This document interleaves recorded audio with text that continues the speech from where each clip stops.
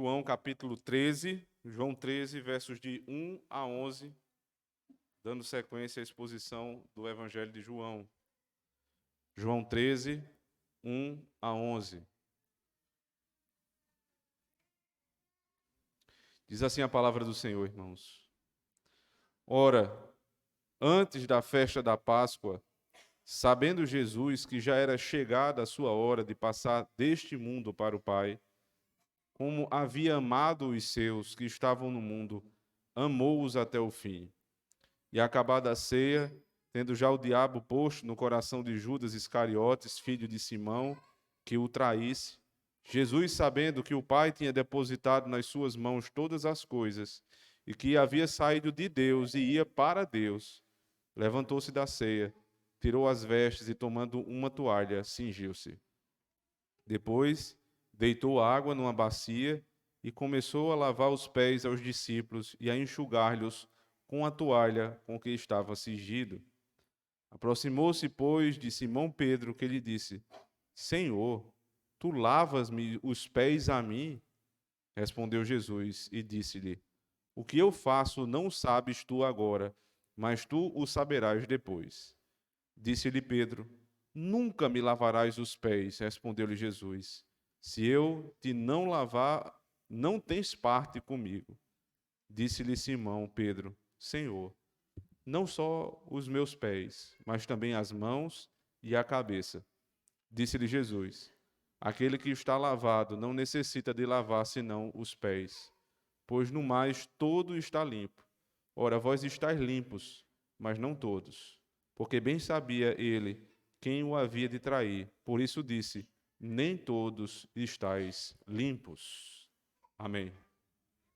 Vamos orar ao Senhor. Senhor Deus, quando nos encontramos diante de textos tão ricos, conhecidos, Senhor, e profundos como este, o desejo da nossa alma, Senhor Deus, é que o Senhor rasgue os céus essa noite, ó Deus, e fale conosco de maneira clara, profunda, simples. E nós, Senhor Deus, em meio às nossas muitas imperfeições, mas pelo poder do Teu Espírito, possamos ouvir a Tua voz, atender ao Teu chamado, Senhor Deus, e começar, Senhor Deus, a tratar a nossa vida mediante os princípios da Tua lei que estão aqui contidos. Que esta palavra nos anime, Senhor. Que esta palavra nos exorte. Que esta palavra, Senhor Deus, nos encoraje a viver uma vida de humildade diante do Senhor. E que Cristo seja honrado nesta pregação. É o que eu te peço, Senhor Deus, junto a todo este povo, no nome do Senhor. Amém. Se existe algo ou alguma palavra que pode definir resumidamente o que é o cristianismo, essa palavra é humildade. Não existe uma palavra que melhor defina a nossa religião do que a religião da humildade. No nosso meio, a soberba, o orgulho, o querer poder fazer todas as coisas sozinho, o se vangloriar, não faz sentido. Isso não quer dizer que essas coisas não existam. Isso quer dizer que elas não fazem sentido dentro do escopo da verdadeira religião.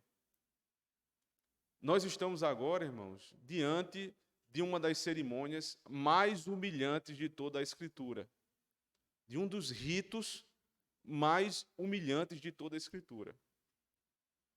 Além deste, que poderia ser comparável e, em termos de humilhação, muito superior, é a cruz do Calvário. E Cristo aqui está próximo da cruz do Calvário. Ele anuncia a sua morte mais uma vez. Aquilo que no Evangelho de João várias vezes foi dito, que os homens o perseguiam, tentavam prendê-lo e matá-lo, mas não conseguiam, porque ainda não era chegada a hora. Aqui você percebe que ele diz com clareza: é chegada a hora do Senhor. E o Evangelho de João, ele se distingue mais uma vez dos demais evangelhos, que não trazem esta narrativa, apesar de trazer a narrativa a respeito da ceia, da traição, né, da última vez que o Senhor se senta com os seus discípulos, mas não trazem essa perspectiva da última ceia, onde um homem vai se levantar e vai trair o Senhor, enquanto o Senhor lavava os pés dos seus discípulos. A maior prova de humildade do Senhor, ela se deu, foi registrada pela habilidade do Espírito Santo concedida a João, que, pela mesma habilidade, deixou de fora alguns elementos dessa cena e trouxe outros que os demais apóstolos não registraram, para que nós possamos ter o privilégio de ouvirmos hoje à noite como a obra de Cristo deve quebrantar o nosso coração. Como não pode haver no nosso meio nenhum sentimento de glória, nenhum sentimento de soberba, nenhum pensamento a respeito de que nós somos superiores aos demais. Porque o nosso mestre foi justamente ele que se inclinou e lavou os pés dos seus discípulos. Eu queria relembrar aos irmãos que o último sermão público do Senhor já foi dado. A partir de agora, todos os ensinamentos que ele passa a proferir são ensinamentos privados. Ele está ensinando os seus discípulos. Ele falou para os judeus, e os judeus, na maioria dos casos, rejeitaram a palavra. Então, agora ele passa a falar para aqueles que o ouviram. E como ele faz? Ele faz isso em amor. Ele faz isso demonstrando o tamanho do amor que ele tem. João deixa esta verdade muito bem registrada no verso 1, quando diz: ora, antes da festa da Páscoa, sabendo Jesus que já era chegada a sua hora de passar deste mundo para o Pai, como havia amado os seus que estavam no mundo, amou-os até o fim. É muito fácil você amar alguém, não é tão difícil assim. Por um breve momento você se dispõe a amar uma pessoa. Mas o difícil é amar até o fim. Porque no relacionamento de amor entre homens, você se decepciona. Você cria expectativas que não são consumadas. Você ouve promessas que não são cumpridas. E isso vai abalando a nossa relação. Isso vai fazendo com que o amor muitas vezes esfrie. E isso acontece também porque nós colocamos muito peso nesse tipo de amor. O Senhor sabe a quem Ele ama. O Senhor sabia que aqui neste meio, lembre-se, havia um homem que iria negá-lo 3 vezes. E o texto mesmo assim diz: amando-os, os amou até o fim. Neste meio, haviam homens que o deixariam sozinho no momento de oração. E mesmo assim, ele os amou até o fim. Isso porque Cristo decide amar, sem esperar nada como condição. Ele simplesmente resolveu amar os seus discípulos, porque o Pai os amou primeiro. A vinda de Cristo, irmãos, não é porque Cristo resolveu morrer pelos pecadores, mas porque Cristo, amando o Pai, que ama os eleitos, o enviou. Então, a morte de Cristo é a demonstração de que Ele ama não somente por parte da vida, mas Ele nos ama até o fim. E esse amor é um amor profundo. Ele diz: eu sei que a hora é chegada. Essa percepção do Senhor é fantástica, né? Porque deixa claro, irmãos, que Jesus Cristo, ele não simplesmente foi levado para a cruz do Calvário. Ninguém o forçou a ir para a cruz. Ele sabia. Ele tinha conhecimento. Veja o texto no verso 1. Antes da Páscoa, sabendo Jesus que era chegada a sua hora. Verso 3. Jesus, sabendo que o Pai tinha depositado nas suas mãos todas as coisas, que havia saído de Deus e ia para Deus. Ele tem consciência de quem ele é. Os profetas amaram os seus discípulos e ensinaram. Moisés fez isso. Davi fez isso. mas ninguém fez como Cristo. Cristo sabia tudo o que iria acontecer com ele. E mesmo assim, amou os seus discípulos, amando-os até o último dia, até o fim, na cruz do Calvário. É possível que eu e você nos desprendamos da nossa vida para amar alguém, para dedicar a nossa vida para alguém. Mas dificilmente nós colocaríamos a nossa vida em risco por alguém. Dificilmente nós morreríamos por alguém. Mas você pode dizer, eu estou disposto a morrer pela minha esposa. Eu estou disposto a morrer pelo meu pai, pela minha mãe. Mas você faz isso por pessoas que são muito bondosas com você, que dedicaram sua vida a você. Cristo, porém, ele entrega a sua vida pelos seus inimigos. Ele morre por aqueles que o traíram.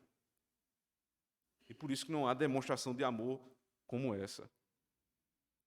Veja, o texto pontua o lugar e a hora em que isso vai acontecer, verso 2.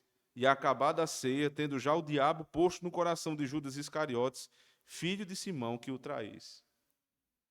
Judas está aqui, no meio. O diabo colocou no coração dele.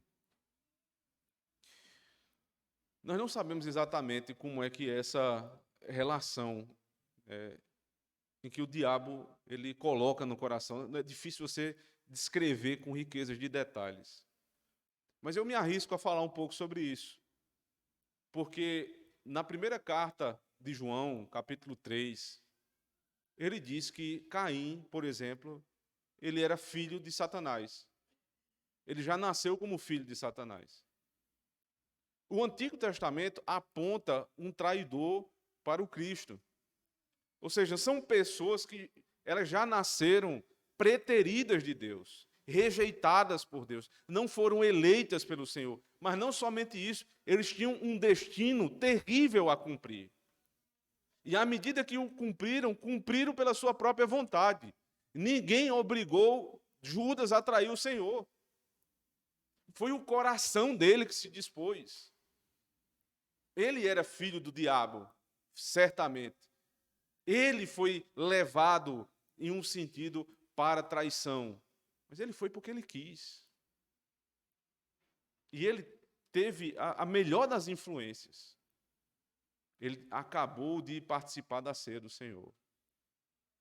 O Evangelho de Lucas deixa isso muito claro no capítulo 22, quando está tratando da ceia do Senhor. Lucas registra o momento em que o traidor se levanta. Você imagina o que é isso, irmãos? Você imagina o que é isso? Você chama os seus amigos e você dá um banquete para eles. E no meio do banquete você anuncia: eu dedico a minha vida por vocês. Eu vou morrer para salvá-los. E aí você reparte o pão e diz: é isso aqui que vão fazer com o meu corpo. Você derrama o vinho e você diz: isso aqui é o que vão fazer com o meu sangue. E o sujeito se levanta e sai para te trair. Como se trai Cristo, irmãos? Cristo só fez o bem. E mesmo assim foi traído. É por isso também que nós que nos dedicamos à exposição bíblica, à visita, ao acompanhamento pastoral, os pastores, especialmente, devem sempre estar preparados para isso. Aquele que come do pão, aquele que bebe do cálice, aquele que recebe a porção que lhe cabe da palavra, também pode ser o mesmo que vai se levantar e trair. É por isso que nós devemos sondar o nosso coração todos os dias e ver o que é que tem adentrado nele. O que é que está movendo o nosso coração? Para que nunca sejamos postos como traidores. Traidores da igreja. Traidores dos ministros da palavra. Traidores daqueles que se dedicam dia e noite a trazer a pregação do Evangelho. Porque nós também, meu irmão, se não tivermos cuidado, podemos ser usados por Satanás em situações muito semelhantes. Não é possível mais você trair Cristo no mesmo sentido que Judas traiu. Mas você pode trair os elementos, os benefícios, as ordens divinas. Você pode trair tudo aquilo que o Senhor deixou para o benefício da igreja. E é por isso que é tão urgente que nós tenhamos cuidado. E ao tomarmos do pão e bebermos do cálice, estar em verdadeira comunhão. Comunhão genuína com Deus e com o seu povo.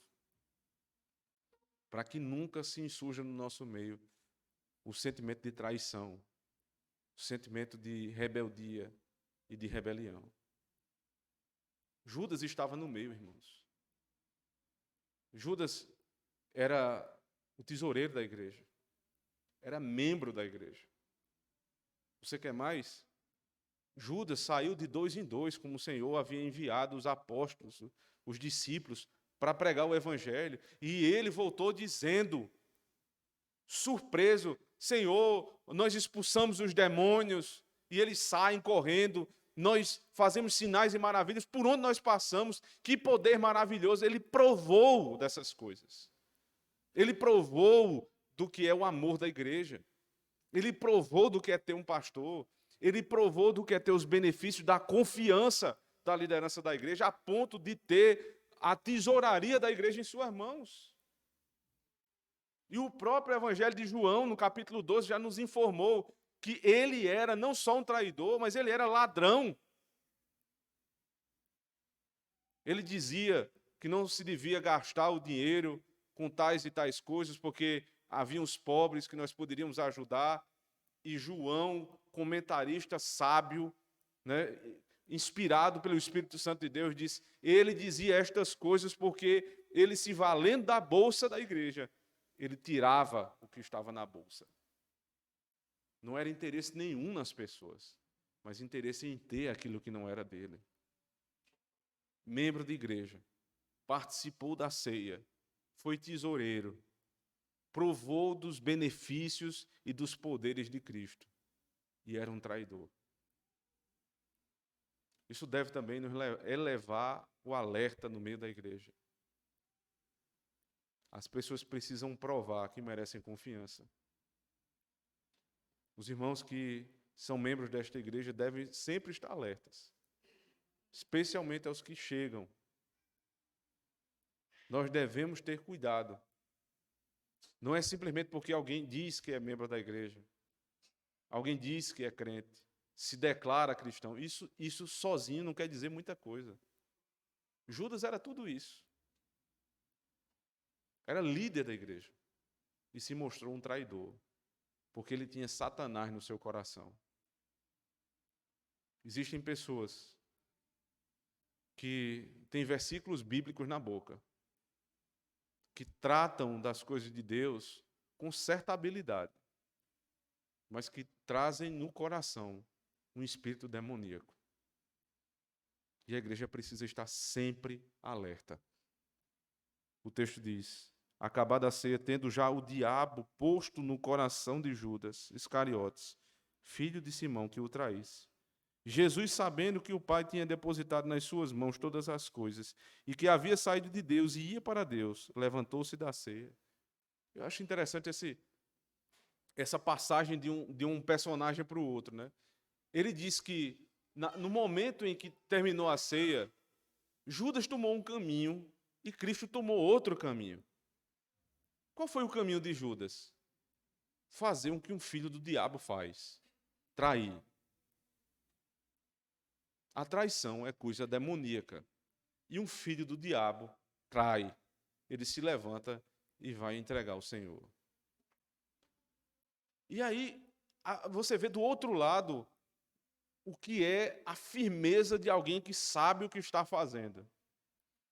O texto diz, Jesus, sabendo que o Pai tinha depositado nas suas mãos todas as coisas, ou seja, sabendo do poder que lhe foi concedido, inclusive para morrer. O poder que foi concedido aqui, inclusive para morrer pelos seus. Ele saiu de Deus e vai voltar para Deus. Ou seja, ele tinha certeza que assim como ele desceu dos céus, ele iria voltar para os céus. Ou seja, não tem medo. Quem sabe o que está fazendo para Deus não tem medo. A inconstância, a falta de coragem, a frouxidão espiritual são sinônimos de pessoas que não sabem qual a sua missão diante do Senhor. Se você tem medo que os outros vão pensar, se você não está seguro de qual é a vontade de Deus para a tua vida, você vai ficar cocheando entre dois senhores. Você iria, num momento como esse, ter medo do que Judas vai fazer. Mas Jesus não tinha medo nenhum, porque ele disse, ele vai cumprir o papel dele de traidor, e eu vou cumprir o meu. Então não importa, irmãos, se pessoas se levantam para perseguir a igreja, se pessoas falam mal de nós pelas costas, se nos reputam como radicais, não importa. Você se preocupa com essas coisas? É lógico que nós devemos nos preocupar, em certo sentido, com a nossa reputação. Mas a preocupação correta a respeito da reputação, ela tem como referência Deus e não o homem. Então, eu me preocuparei com a minha reputação diante dos homens à medida que o padrão desta reputação tem origem em Deus e não nos próprios homens. Porque se você baixa o nível e quer viver agradando os homens, imagina Jesus o que é que faria aqui, ia sair correndo atrás de Judas. Não, Judas, não vai me trair, não. Eu vou ajeitar você aqui. Ele sabe o que Judas teria de fazer e ele sabe o que ele próprio tinha de fazer. E o fez até a morte. Eu queria que você fizesse essa análise hoje. Você sabe o que você está fazendo. Você tem certeza de que quando você se levanta na segunda-feira, o que você está fazendo é exatamente aquilo que você deveria fazer? Eu não estou perguntando se você está fazendo o que você gostaria de fazer. Porque alguns vão pensar assim, não, esse emprego que eu tenho não é tão bom, eu queria outro. Não é isso. É se quando você se levanta na segunda-feira, você diz assim, eu preciso me levantar, porque é minha obrigação fazer o que eu devo fazer. Porque se você tem esta certeza, convicção de que o que você faz durante todos os dias da semana é exatamente o que Deus quer que você faça, meu irmão, não tem por que você temer ninguém. Você não deve temer a economia, você não deve temer o próximo governo, você não deve temer o que os outros falam de você, você não deve temer nada. Só quem tem esta convicção consegue cumprir a sua obrigação de fato. Judas vai me trair? Não tem problema, eu sei o que eu estou fazendo. Agora, quem se entrega, irmãos, a fazer algo sem ter certeza, vive titubeando. Agrada um, corre e vai agradar o outro, corre e vai agradar o outro, e no final das contas não agrada ninguém. Porque não sabe o que está fazendo, não tem convicção de que faz aquilo que é certo. Procure responder isso o quanto antes. Então Jesus, sabendo que tinha saído de Deus e voltaria para Deus, ou seja, sabendo a sua missão, verso 8, levantou-se da ceia, tirou as vestes e, tomando uma toalha, cingiu-se. Imagine isso, irmãos. Veja só, aqui, o que nós vamos apresentar a partir de agora não é mais um sacramento da igreja. Isso não foi instituído por Cristo. Ele não disse, façam assim. Na história da igreja, você não tem a cerimônia do lava-pés como instituição divina, mas como um ato único realizado por Cristo para nos apresentar algo que vai ser revelado agora. E o que é que ele queria revelar?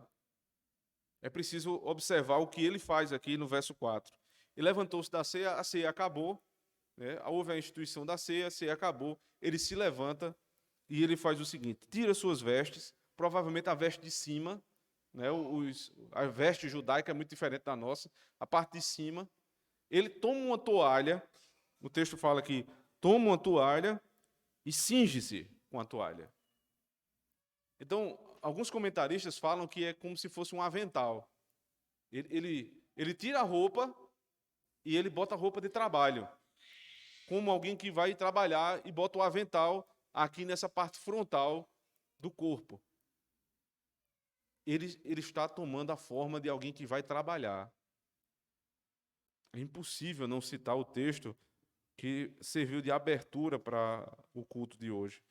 Efésios capítulo 2, aliás, Filipenses capítulo 2, a partir do verso 5, que diz: de sorte que haja em vós o mesmo sentimento que houve também em Cristo Jesus, que sendo em forma de Deus, não teve por usurpação ser igual a Deus, mas fez a si mesmo de nenhuma reputação, tomando a forma de servo, fazendo-se semelhante aos homens, e achado na forma de homem, humilhou-se a si mesmo, sendo obediente até a morte, e morte de cruz. Ele tomou a forma de servo.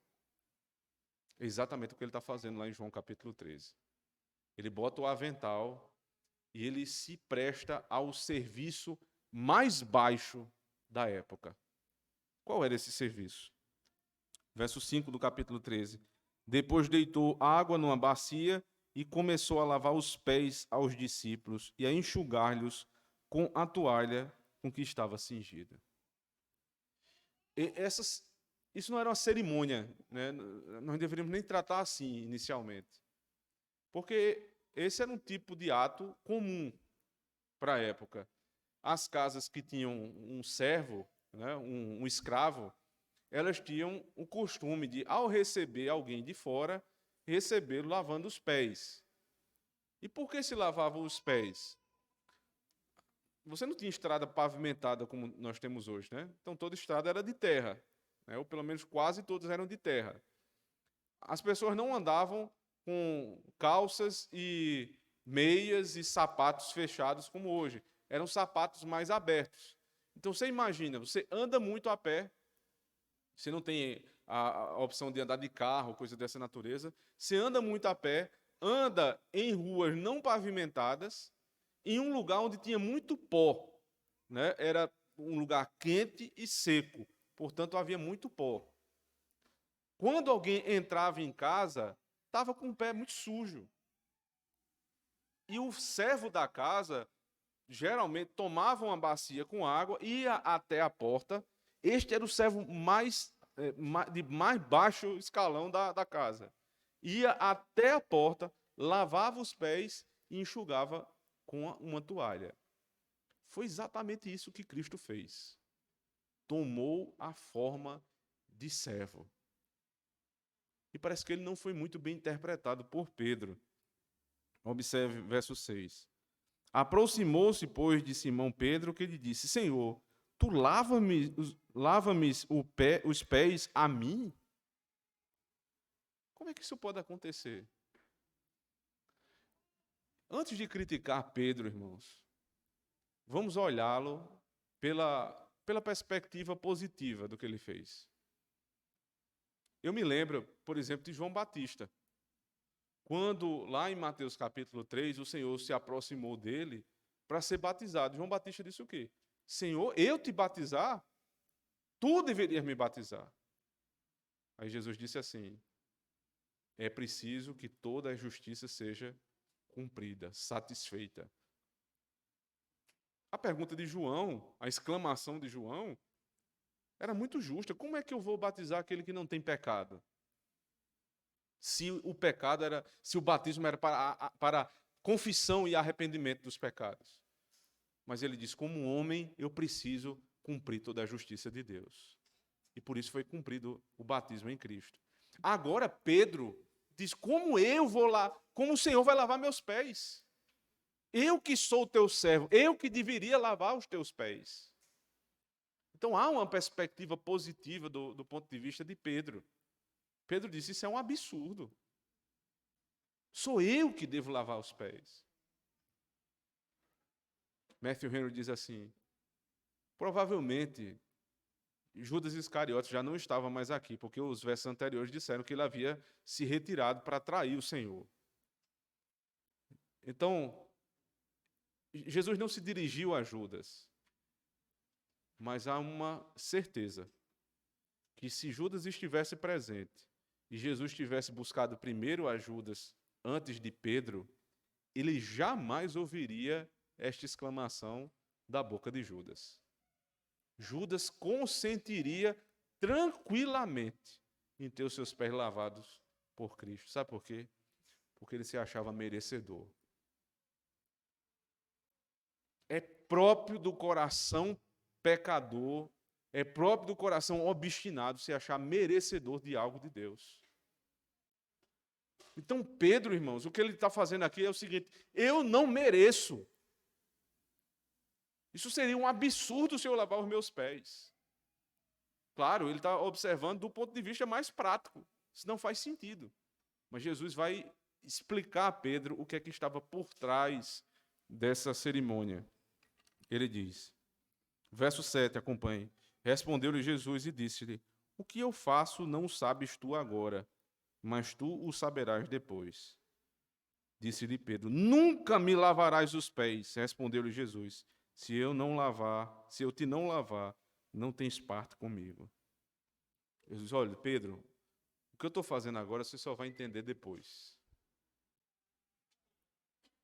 Boa parte das coisas a respeito do Evangelho acontecem assim na nossa vida.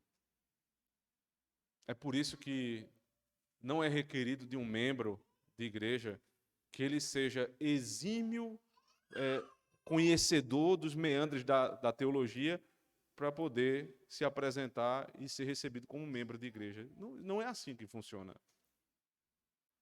Um dos documentos que nós avaliamos essa semana era justamente a questão da subscrição confessional de um membro, que inclusive passou com esse nome, subscrição. Mas, ao mesmo tempo, não é a mesma subscrição que um ministro do Evangelho faz. Porque a nós é requerido um nível de conhecimento muito superior a respeito dos catecismos e da confissão de fé de Westminster. É muito, muito superior. Porém, os membros não têm essa necessidade. O que vocês veem, muitas vezes agora, vocês passam tempos para entender depois. Logo que eu me converti na igreja presbiteriana, uma das coisas que eu não entendia se chamava batismo infantil. E o pior é que não tem ninguém para explicar. Aí é um mato sem cachorro, né? Você está dentro de uma igreja presbiteriana que batiza crianças, e toda vez que você vai perguntar, mas por que batiza? Aí a pergunta é devolvida uma pergunta: por que não batizar? Sim, meu filho, por que não batizar eu já sei. Eu quero saber por que batizar. E aí a resposta era sempre essa: não vai fazer mal nenhum. Sim, mas tem muita coisa que não faz mal nenhum e a gente não traz para o culto. Eu quero saber por quê. Ninguém sabia responder o porquê. Isso é terrível. Porque existem coisas que eu posso saber hoje, que eu devo saber hoje, e que os presbíteros devem estar aptos para ensinar. Mas existem outras coisas que demora para a gente compreender. Demora para absorver. Jesus disse: Pedro, tem calma. Isso aí você só vai ficar sabendo depois. Aí Pedro disse, veja só, agora aí começa a arrogância de Pedro. Porque Jesus avisou, você não vai compreender agora. Aí Pedro diz, então o Senhor não vai me tocar, você não vai me lavar. Aí Jesus disse, então se eu não te lavar, tu não tens parte comigo. Eu não sei se você já parou para pensar se você tem parte com Deus ou não. E o que é ter parte com Deus? Parte é participação. Parte é comunhão. Quem tem parte com Deus está em comunhão com Deus. Veja só, e a construção se dá no meio da igreja. Os que têm parte com Deus sentam à mesa com Cristo. Os que têm parte com Deus andam no meio do povo de Deus. Os que têm parte com Deus ouvem a pregação. Os que têm parte com Deus precisam se lavar. Senão, não tem comunhão com o Senhor. Parte também quer dizer herança. Você tem a expressão de a minha parte da herança é ter parte, comunhão com os bens dos pais. Então, implicitamente, Jesus está dizendo aqui, se eu não te lavar, Pedro, tu não vai receber a herança, porque tu não tens parte comigo. Pedro atentou para isso que Jesus disse, e aí rapidamente, é um exagero de Pedro, né? Pedro é Pedro em todo canto, ele não deixa a personalidade dele. Verso 8, disse-lhe Pedro, nunca me lavarás os pés. Respondeu Jesus, se eu não te lavar, não tens parte comigo. Disse-lhe Simão Pedro, Senhor, não só os pés, mas também as mãos e a cabeça. Vai mudar de ideia assim longe, né? Não toque em mim. Aí ele disse, se eu não tocar, perdeu a herança. Ele fez, então lava tudo. Os exageros que a gente tem, né? Ou a gente não quer nada, ou a gente quer tudo. Lava a mão, lava a cabeça, lava os pés, lava-me completamente, Senhor. Aí Jesus disse a Pedro, aquele que está lavado não necessita de lavar senão os pés, pois no mais está limpo. Que coisa maravilhosa, né? Para que lavar a cabeça, se você já recebeu o batismo? O batismo é o sinônimo da lavagem do Espírito. Então, aqui, doutrinas caríssimas para o cristianismo estão sendo reveladas. Você foi justificado pela fé. E justificação é algo que só é feito uma única vez. Os nossos catecismos são precisos nisso. Eles falam como justificação como um ato único e perfeito de Deus. Você não é justificado várias vezes. E isso aqui era o elemento que apontava para o lavar o corpo. O lavar o corpo é justificação. Quando eu creio no Senhor, eu sou justificado por meio da fé. E justificado de uma vez por todas. É por isso que o autor da carta aos Hebreus diz que por uma só oferta, o Senhor justificou muitos. Uma única oferta. Então, o corpo todo está limpo. Mas aí por que a insistência nos pés? Porque apesar de sermos justificados, ainda não somos plenamente santificados. Os nossos pés sujam.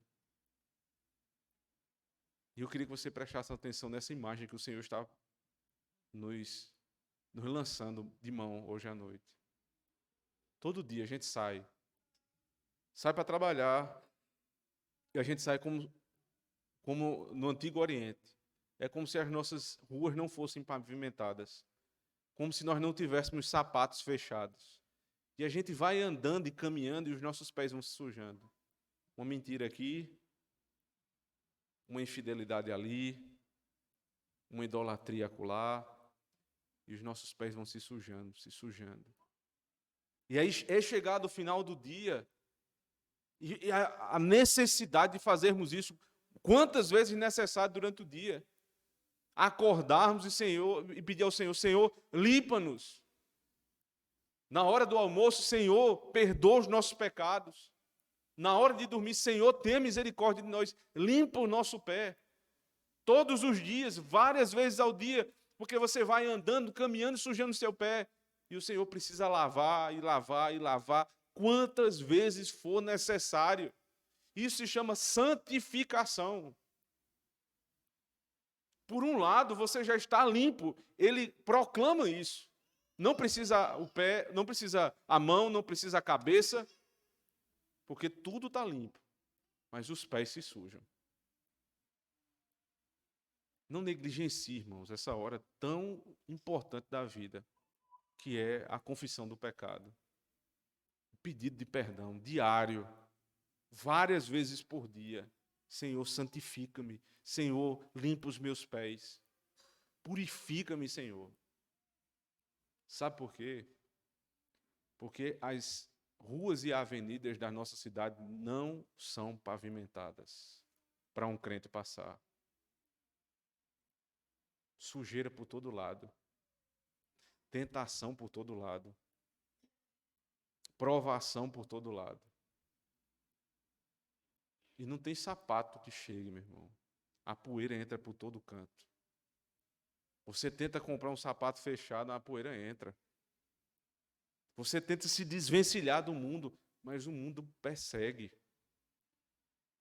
E por isso todo dia é necessário, Senhor, purifica-me. Então no verso 10, disse-lhe Jesus, aquele que está lavado não necessita de lavar senão os pés, pois no mais todo está limpo. Ora, vós estáis limpos, mas não todos. Veja só. Porque bem sabia ele quem o havia de trair. Por isso disse, nem todos estáis limpos.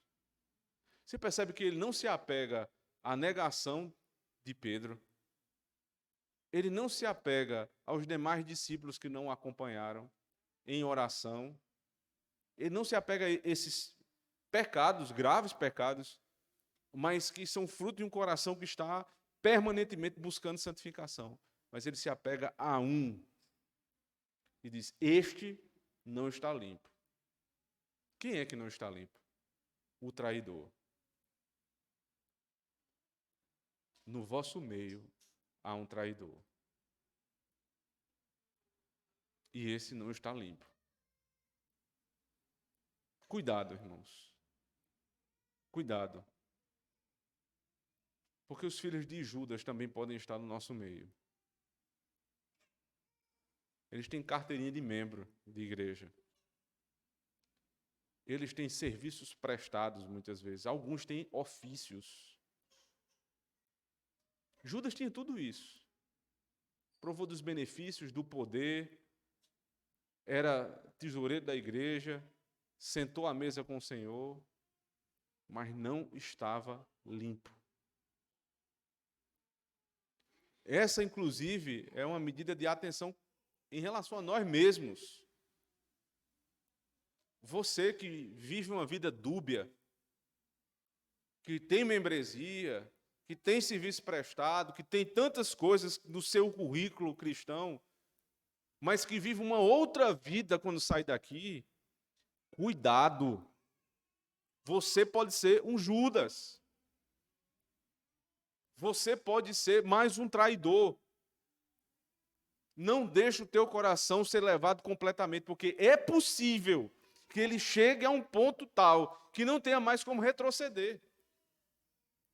Então, se você está ouvindo, você tem vivido uma vida dupla, uma vida de pecado e, ao mesmo tempo, tentando acobertar o seu pecado com uma vida na igreja, não faça mais isso, se arrependa. Todos nós, irmãos, temos uma incoerência muito clara entre a vida que é proposta por Cristo e a vida que nós levamos. Isso é óbvio que somos, em certo sentido, mais ou menos hipócritas. Todos nós. Mas os pecadores arrependidos buscam Cristo. Somente os pecadores, filhos do diabo, é que tentam levar essa vida o resto da sua existência com um pé na igreja e um pé no mundo. Você, filho de crente, você pode ser um crentinho ou um cretino. Se você acha que porque os seus pais lhe trazem para a igreja, está tudo resolvido, e filho de crente, crentinho muitos se tornaram cretinos, tentando enganar os pais, vindo para a igreja caladinho e, ao mesmo tempo, negando Cristo em todos os lugares onde passam. Você pode enganar seu pai e sua mãe. Dificilmente enganará o conselho dessa igreja. Mas a Deus, ninguém engana.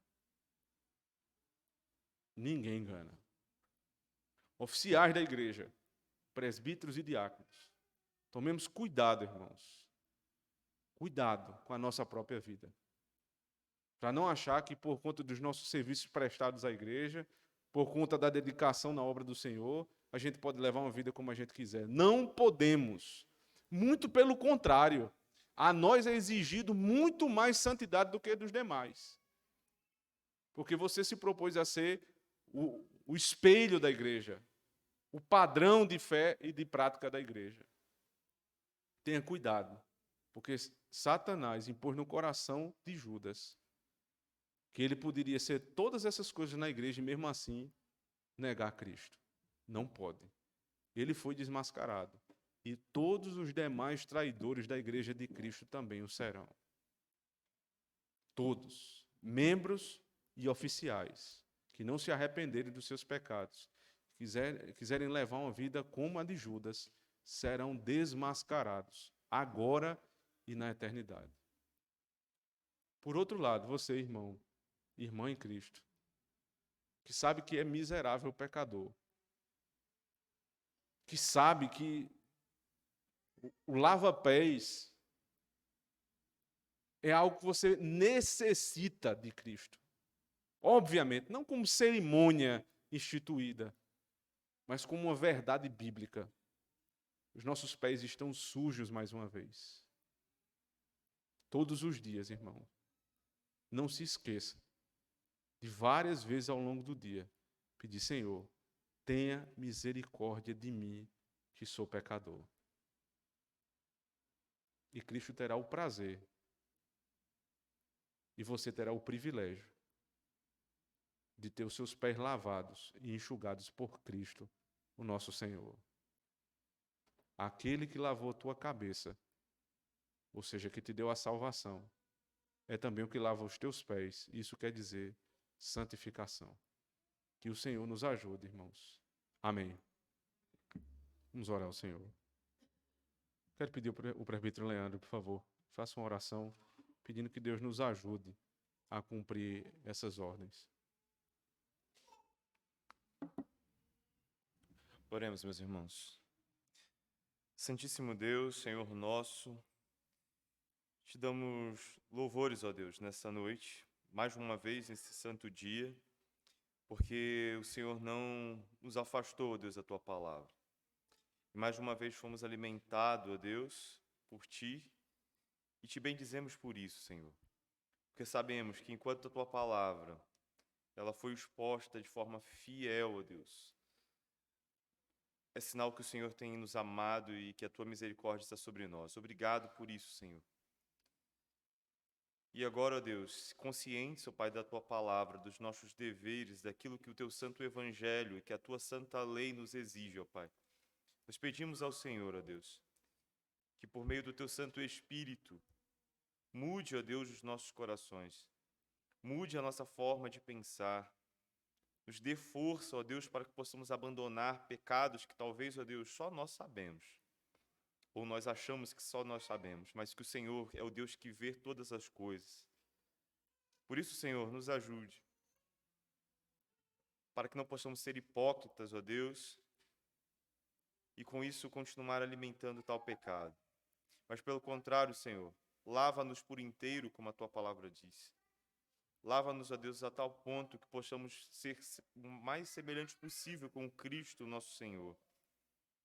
Ajude-nos, ó Deus, a desfrutar, ó Pai, da verdadeira redenção que recebemos por meio de Jesus, para que possamos viver de fato o teu evangelho, ó Pai. E com isso viver uma vida que te glorifique, na prática, a tal ponto que esse evangelho que foi exposto nesse púlpito mais de uma vez, possa descer, ó Deus, até os nossos pés, ir até as nossas mãos, para que todo o trabalho que nós viermos a desempenhar amanhã, ó Deus, conscientes de quem nós somos e de quem o Senhor é, nós possamos praticar, ó Deus, por meio das nossas mãos, por meio dos nossos pés, por meio da nossa boca, nos dar essa graça, Senhor. E no mais, ó Deus, continuamos rogando as tuas bênçãos sobre nós, para que possamos sempre, ó Deus, conscientes que o Senhor irá voltar, e que enquanto isso, ó Deus, é nosso dever trabalhar para que o teu reino cresça nesse mundo caído. Nós te bendizemos, ó Pai, em nome de Cristo Jesus. Amém.